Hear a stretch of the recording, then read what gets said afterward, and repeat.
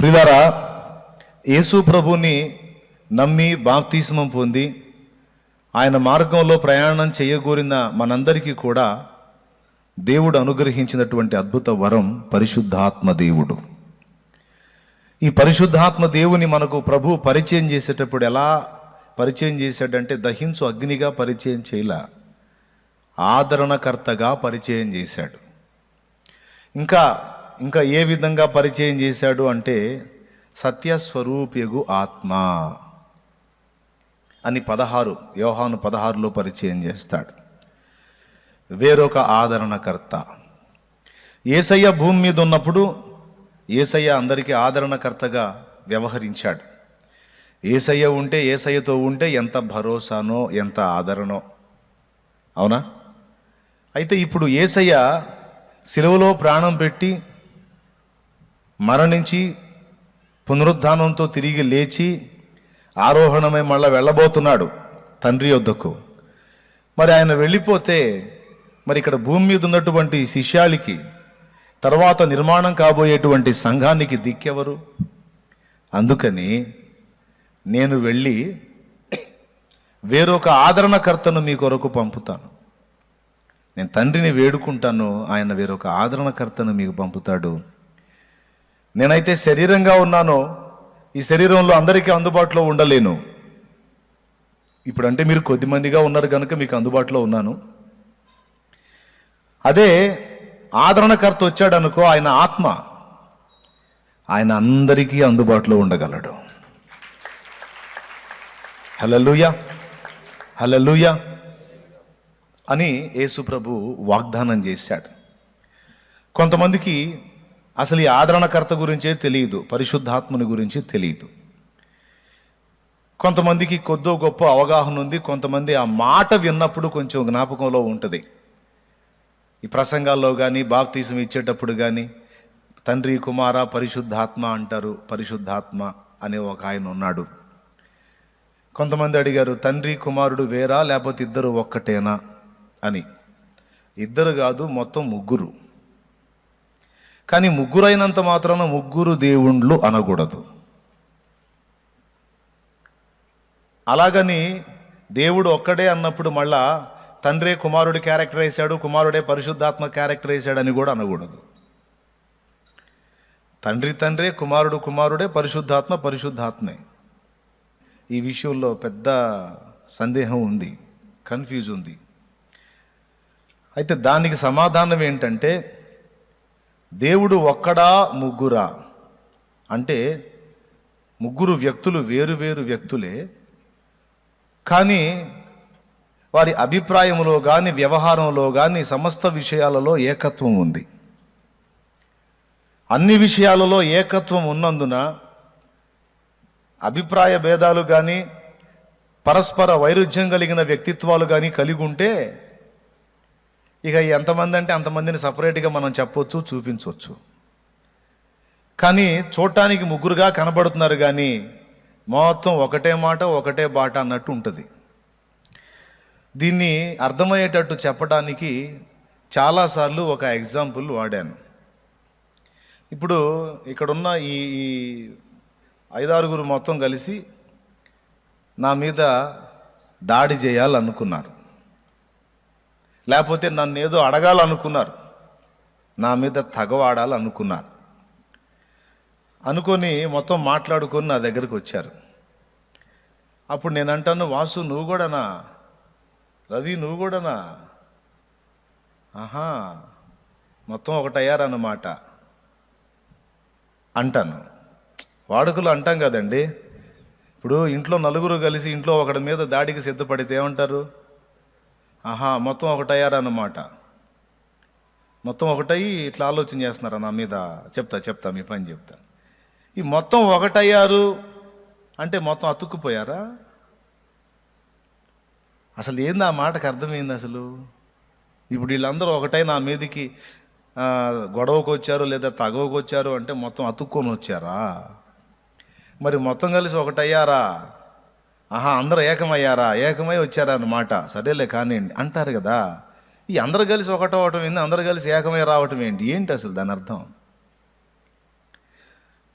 అంటే అందరూ ఒకటయ్యారంటే అందరూ అతుక్కుపోయారని కాదు.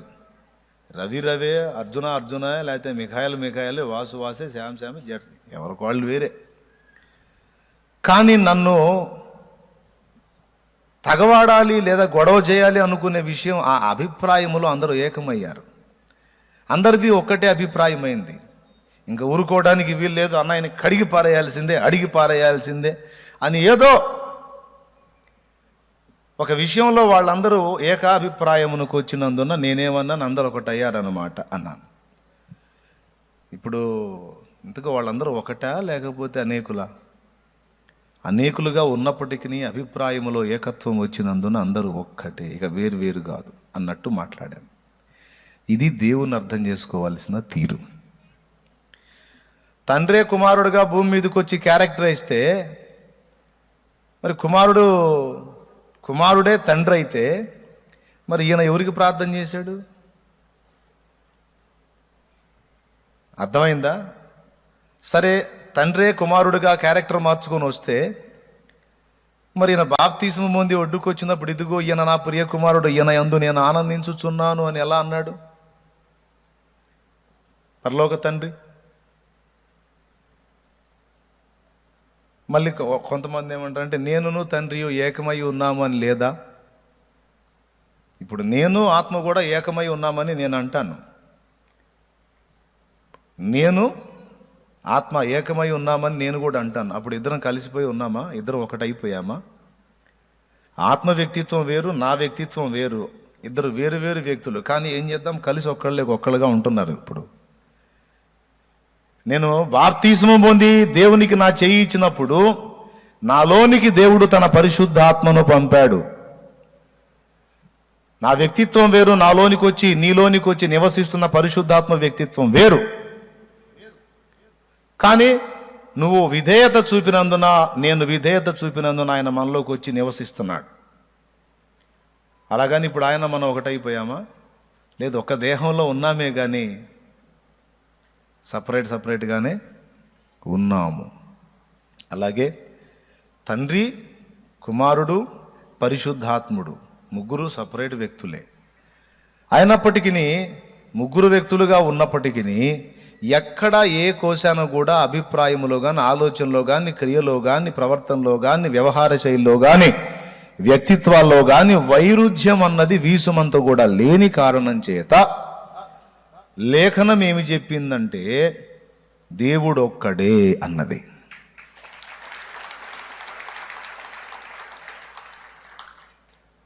అర్థమైందా? దేవుడు ఒక్కడే. కాదు, ముగ్గురు సపరేట్ అన్నావు కదా, ఇప్పుడు మరి కుమారుణ్ణి మయం పరిస్తే తండ్రికి ఏమి ఇబ్బంది లేదా? ఏం లేదు. నువ్వు కుమారుని నామంలో నువ్వు కుమారుణ్ణి మయంపరచు, పరిశుద్ధాత్మను ఆరాధించు, తండ్రినే ఆరాధించు, ఏమి అక్కడ వైరుధ్యం ఏమి ఉండదు.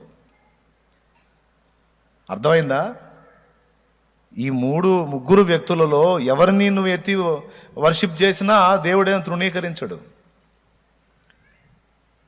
ఎందుకంటే పరిశుద్ధాత్మని ఎత్తి మాట్లాడినా, కుమారుని ఎత్తి మాట్లాడినా, తండ్రిని ఎత్తి మాట్లాడినా మొత్తం ఆయనకే చెందుతుంది. అయితే నేను గతంలో మొక్కినటువంటి ఆరాధనలో కూడా ఒక త్రిత్వం ఉంది. ఆ త్రిత్వం బైబిల్లో త్రిత్వం ఒక్కటి కాదు. నేను అంతకుముందు విగ్రహారాధన జీవితంలో ఉన్నప్పుడు కూడా త్రిమూర్తులని మొక్కాను. మళ్ళీ ఆ త్రిత్వానికి బైబిల్లో చెప్పిన త్రిత్వానికి సంబంధం లేదు. బైబిల్లో చెప్పబడిన త్రిత్వం పరస్పరం ఒకరినొకరు గౌరవించుకుంటూ, ఒకరి అభిప్రాయంతో ఒకరు ఏకీభవిస్తూ, ఏ కోశాన కూడా అభిప్రాయంలో కానీ, వ్యక్తిత్వంలో కానీ వైరుధ్యం లేదంటే వ్యతిరేకత లేదు. కానీ నేను అంతకుముందు ఉన్నటువంటి భక్తిలో ఆ త్రిత్వంలో వచ్చేటప్పటికి ముగ్గురు త్రిమూర్తులని మొక్కాను కదా, వాళ్ళలో ఒకరికొకరు కొట్లాట్లు అయినాయి. పురాణాలు చదివితే ఉంటుంది. ఒకరినొకరు ఫైట్ చేసుకున్నారు, ఒకరి మీద ఒకరు అతిశయపడ్డారు, ఒకరి ధోరణికి భిన్నంగా ఇంకొకరు ప్రవర్తించారు. కాబట్టి ఆ త్రిత్వం ఈ త్రిత్వం ఒకటి కాదు. ఆ త్రిత్వంలో ముగ్గురు దేవుళ్ళు అంటే వాళ్ళకి నడుస్తుంది, అది సరిపోయింది. ఎందుకంటే ముగ్గురు ఒకరికి వ్యక్తిత్వాలు మిక్స్ లేదు. కానీ మన దగ్గరకు వచ్చేటప్పటికి ముగ్గురు వేరువేరు వ్యక్తులుగా ఉన్నప్పటికీ కూడా అన్ని విషయాలలో వారు ఏకాభిప్రాయం కలిగి ఉన్నందున, ఏక వ్యక్తిత్వం కలిగి ఉన్నందున, ఏక భావం, ఏక తాత్పర్యం, ఏక రూపం, ఏక విధానం కలిగి ఉన్నందున ఇక్కడ ముగ్గురు లేదు, 30 లేదు, దేవుడు ఒక్కడే.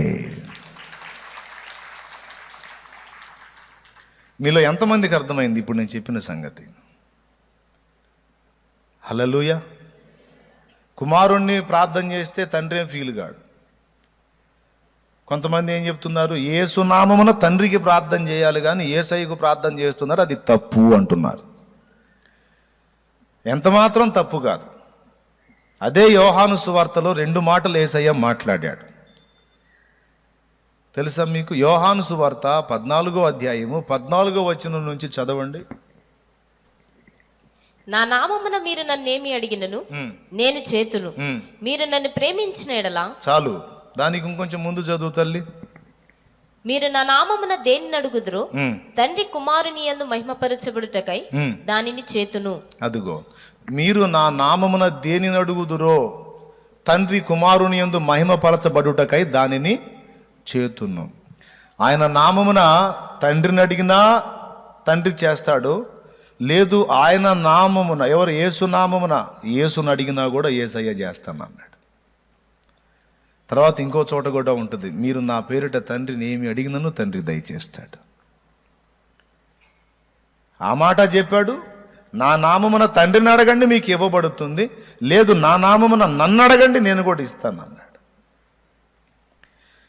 నామము అంటే ఓన్లీ యేసు నామ ఉచ్చారణ కాదండి.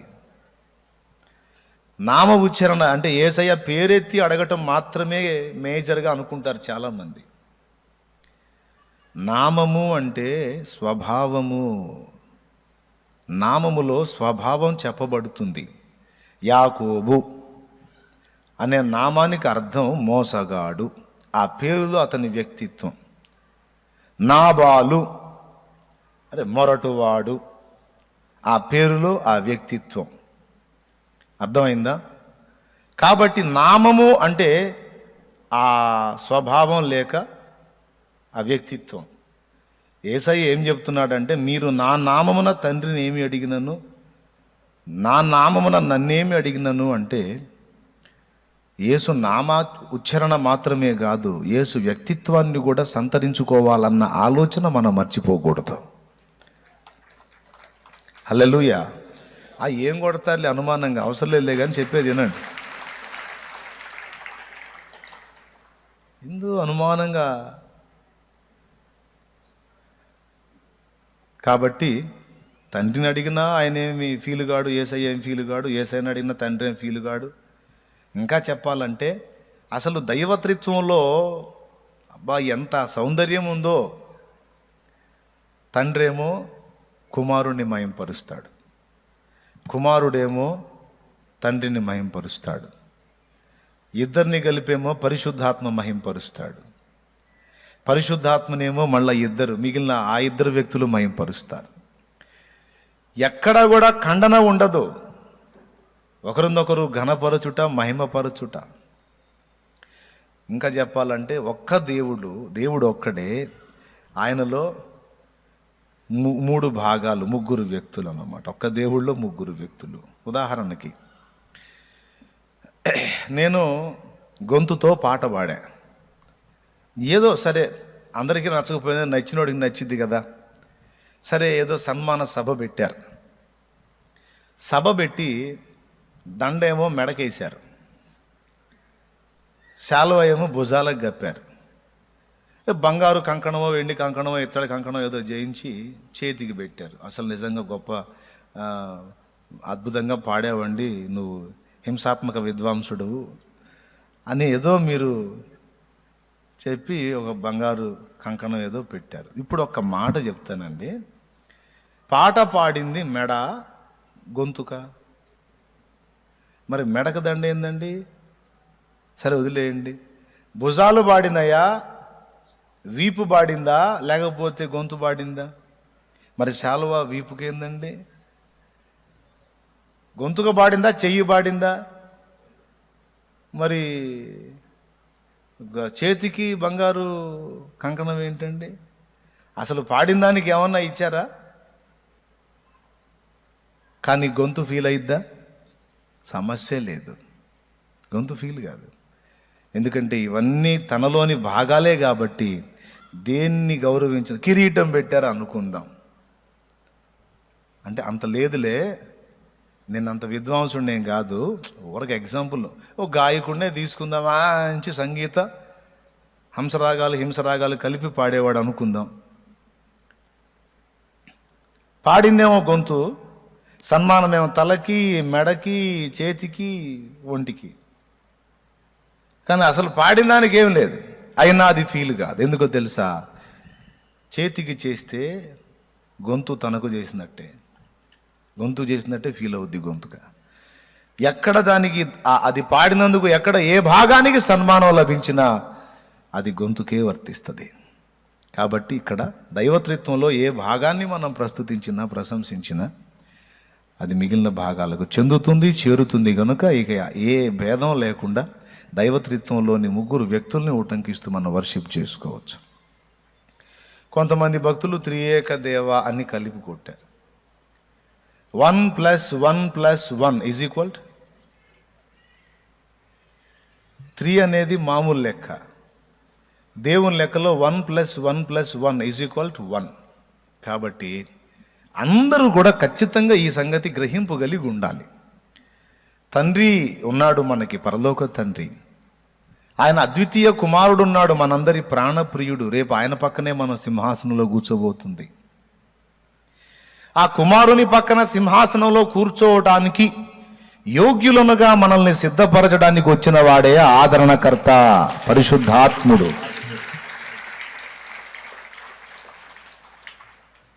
ఓకేనా? అది విషయం. ఆ పరిశుద్ధాత్మ దేవుడు ఇప్పుడు మనందరిలో నివాసం ఉంటున్నాడన్న విషయం అందరికీ అర్థం కావాలి.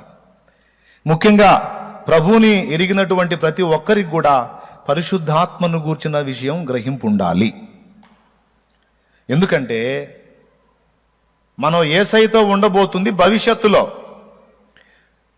యేసయ్యతో ఉండటానికి యుగయుగాలు ఉండటానికి అర్హులనుగా మనల్ని తీర్చిదిద్దేది పరిశుద్ధాత్ముడే. గనుక మనం యేసయ్య దగ్గరికి చేరక మునుపు ఈ భూమి మీద ఉన్నంత వరకు మనం పరిశుద్ధాత్మతోనే సహవాసం చేయాలి, ఆయనతోనే నడవాలి. దీన్ని ఈజీగా మీకు అర్థమయ్యేటట్టు చెప్పడానికి బైబిల్లో ఒక 3 వ్యక్తుల ఉదంతం తీసుకొని మీకు సింపుల్గా అందిస్తాను. 4 వ్యక్తులు. మొట్టమొదటిది అబ్రహాము. అబ్రహాము తన కుమారుడైన ఇస్సాకుకి పెండ్లి చేయాలనుకున్నాడు. మరి పెండ్లి చేయాలనుకుంటే మరి పిల్ల కావాలి కదా. పిల్ల కావాలంటే అబ్రహాము కనానులో ఉన్నాడు. అయితే అక్కడున్న ఆడపిల్లలు చాలామంది ఉన్నా ఈ దేశపు కుమార్తెలలో ఎవరిని కూడా నా కుమారుడు పెండ్లి చేసుకోకూడదు అన్నాడు. మరి ఎక్కడి నుంచి తేవాలి అంటే, నా స్వజనుల యొద్ద నుండి నా కుమారుడికి అమ్మాయి కావాలి వివాహం చేయటానికి అన్నాడు. ఇది మనకు తెలిసిన కథే. రెఫరెన్స్ ఏమైనా చూపించాలా? మరీ దారుణం. ఆదికాండం కూడా చదవలేదా? చదివే ఉంటారులే. నేనైతే మరి అసలు ఆదికాండం కూడా చదవలేదని అనుకోను, నాకే పరువు తక్కువ. కనీసం ఆదికాండమైనా మీరు చదివి ఉంటారు అనేది ఒక నమ్మకం నాకు గట్టిగా. కాబట్టి అబ్రహాము తన కుమారుడైన ఇస్సాకుకు పెళ్లి చేయడానికి ఏం చెప్పాడు?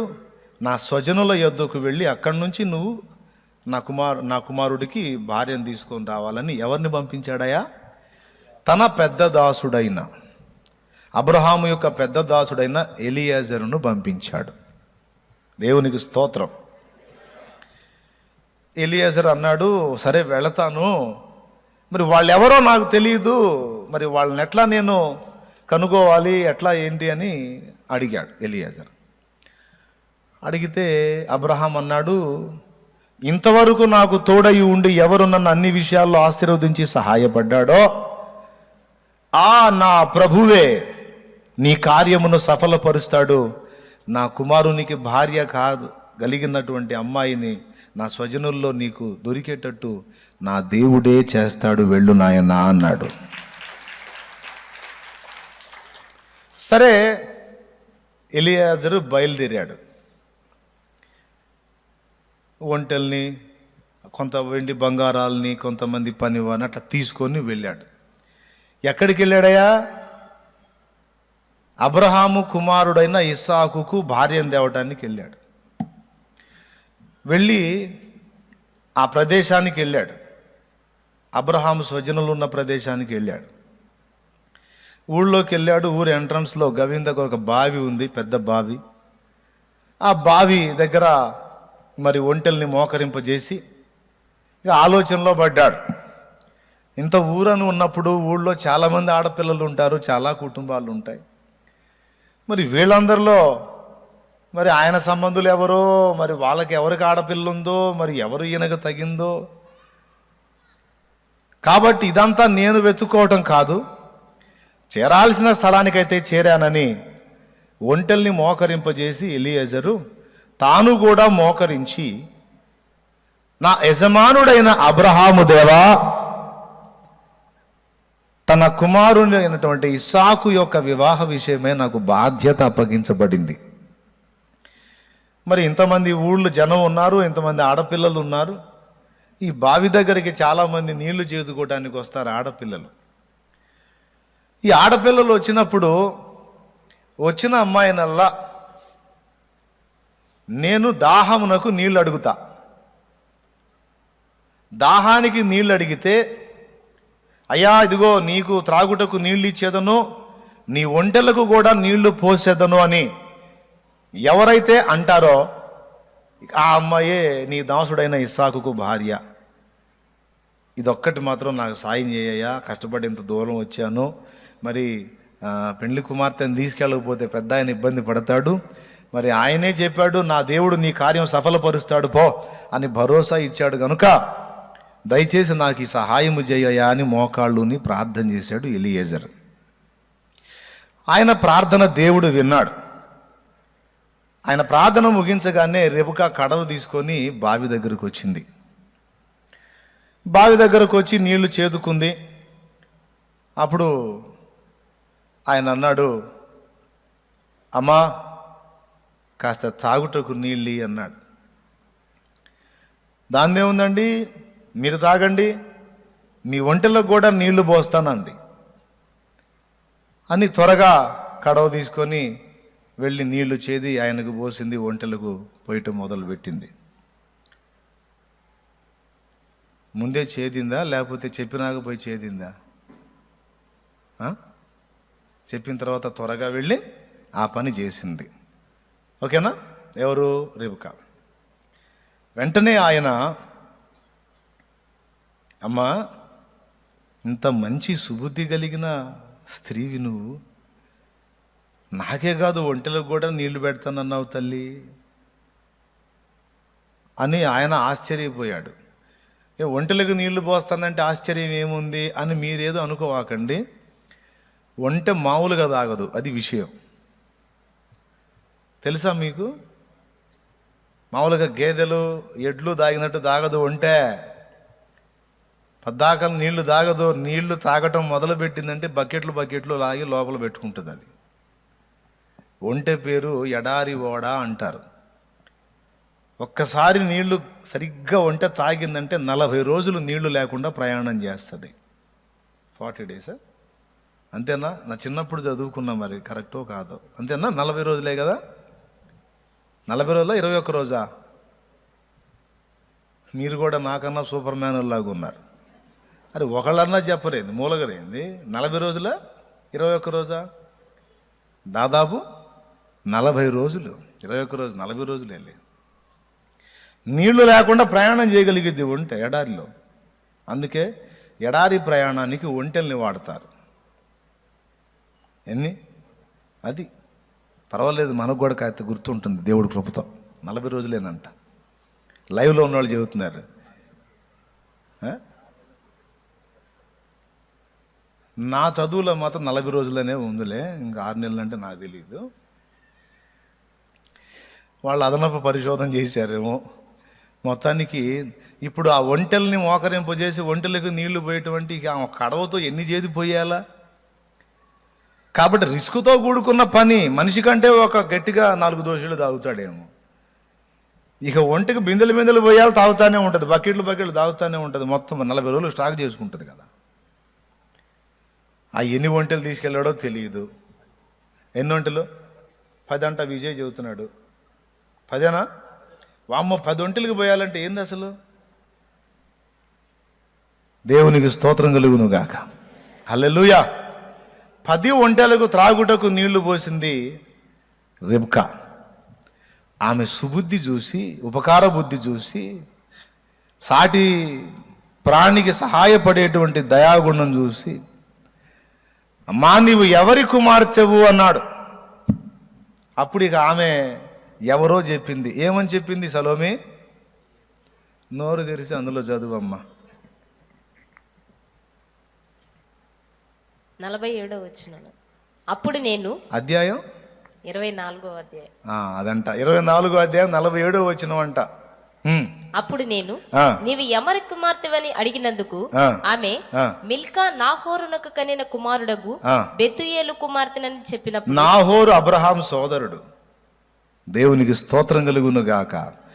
ఈ మాట ఎప్పుడైతే చెప్పిందో ఆశ్చర్యపోయాడు ఎలియాజరు. ఆహా, నా యజమానుని దేవా, అబ్రహాము దేవా, ఇప్పటికీ కూడా నీవు నా యజమానునికి కృప చూపుట మానలేదు. ఇప్పటికి కూడా ఆయన పలికిన మాట నెరవేరుస్తానే ఉన్నావా ప్రభు? నువ్వు ఎంత నమ్మకస్తుడవయ్యా, నీ విశ్వాస్యత ఎంత గొప్పది తండ్రి అని ఇక పలకరించి ఇంటికి పోతాడు.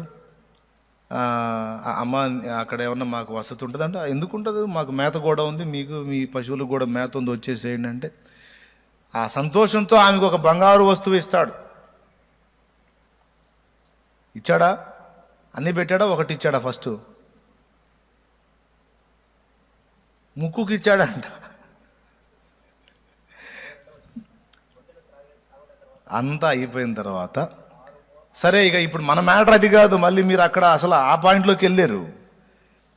ఇక ముక్కుకేమి ఇచ్చాడు, మూతికేమి ఇచ్చాడు కాదు. ఇక మొత్తం ఇక ఆమెని అక్కడికి తీసుకెళ్ళిన తర్వాత పుట్టింటికి తీసుకెళ్ళింది, తల్లిదండ్రుల దగ్గరికి తీసుకెళ్తే ఎవరో ఏంటంటే ఇట్లా నేను ఫలానా దగ్గర నుంచి వచ్చాను అనేటప్పటికి సంతోషంగా లాబాను ఆయన కుటుంబ సభ్యులు పరిగెత్తుకుంటూ వచ్చి ఎలియాజరును చూసి ఏమంటున్నారు? యెహోవా చేత ఆశీర్వదించబడినవాడా, లోపలికి రావా, బయట నిలువనేలా. యెహోవా చేత ఆశీర్వదించబడినవాడా, లోపలికి రావా, బయట నిలువనేలా. యెహోవా చేత. దేవునికి స్తోత్రం. ఆ వచనం అక్కడే ఉంటుంది, ఆ సన్నివేశంలో వచ్చింది. మనకి అక్కడక్కడ చర్చస్ ముందు కనపడుతుంటుంది. 24:31 మన ఎంట్రన్స్లో కూడా అదే ఉంటుంది. దేవుని సన్నిధిలోకి వస్తున్నాడు ఒకడంటే ఆశీర్వదించబడింది వాడు, అంతే. దేవునికి స్తోత్రం. తర్వాత ఈయన అక్కడ వాళ్ళతో మాట్లాడతాడు, వాళ్ళు కూడా రెబెకాతో మాట్లాడతారు. ఏమమ్మా, మరి నీ కోసం అంత దూరం నుంచి వచ్చాడు, మరి ఇది దేవుని సంకల్పమేమో, మరి నీ అభిప్రాయం ఏమిటి అంటే, వెళ్తాను, మరి అది దేవుని చిత్తం కదా, నేను బయలుదేరుతానంట. అప్పుడు వారు దీవిస్తారన్నమాట. నా చెల్లి, నీవు వేవేలకు తల్లివగుదువుగాకమ్మా,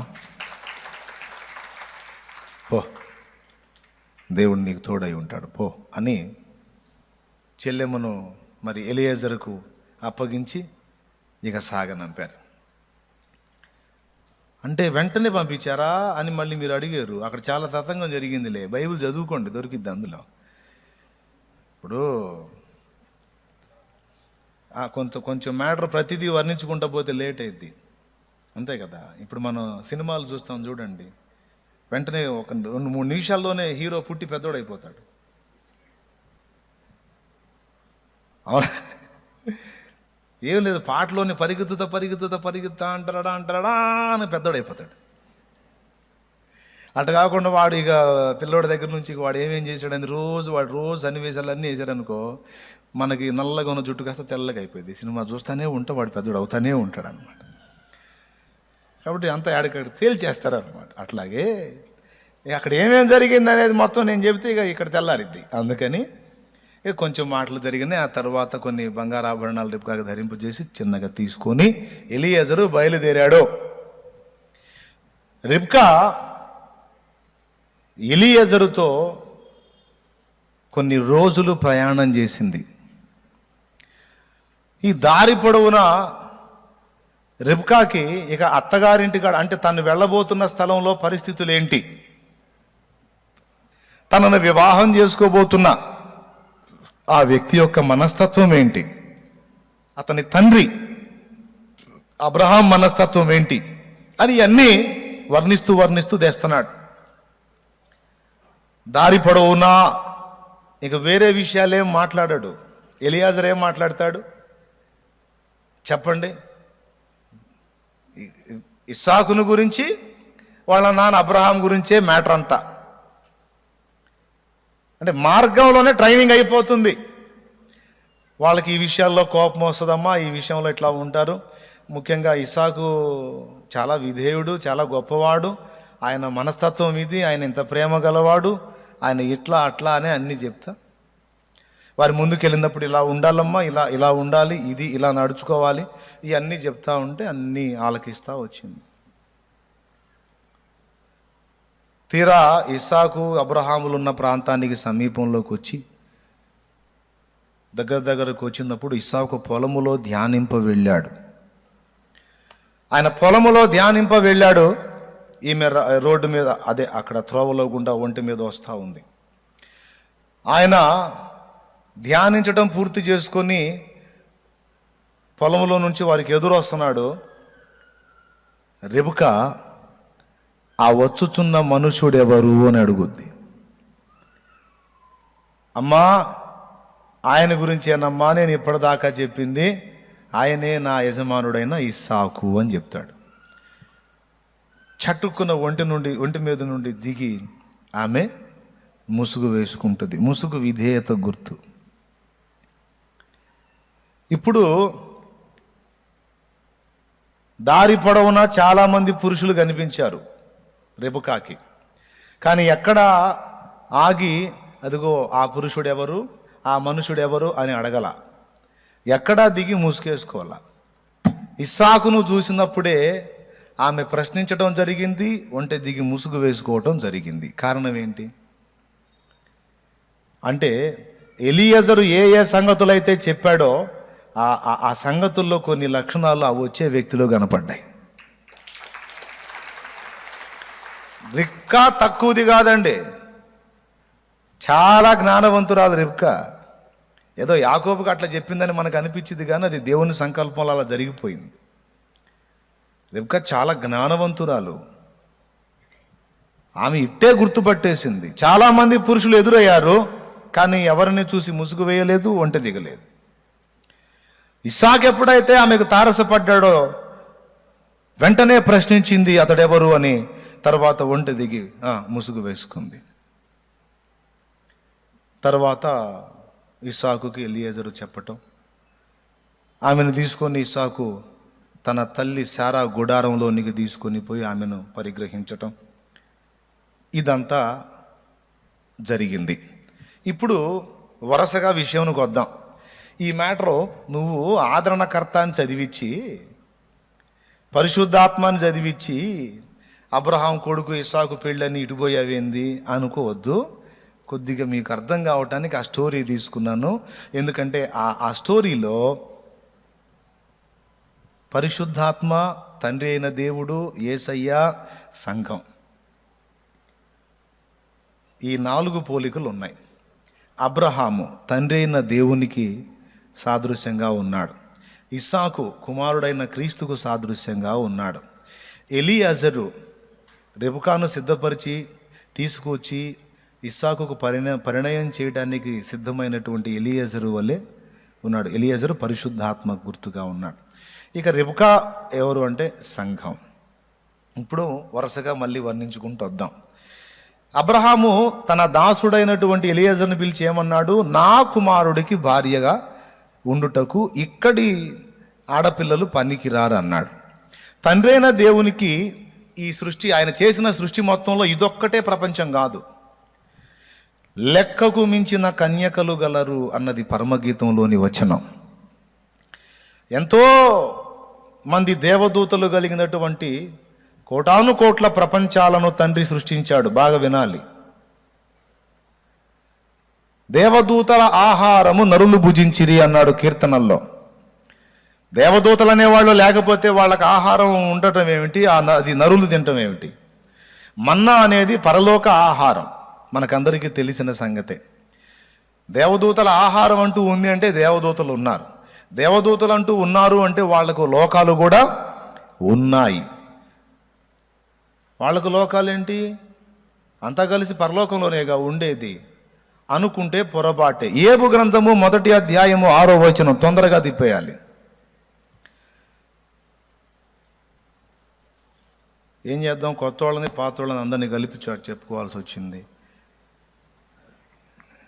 దేవదూతలు యెహోవా సన్నిధి నిలుచుటకై వచ్చిన దినం ఒకటి తటస్థించి, శుక్రవారం ఉపవాస ప్రార్థన కూటానికి అందరూ కలిసి వచ్చిన దినం ఒకటి తటస్థింపగా.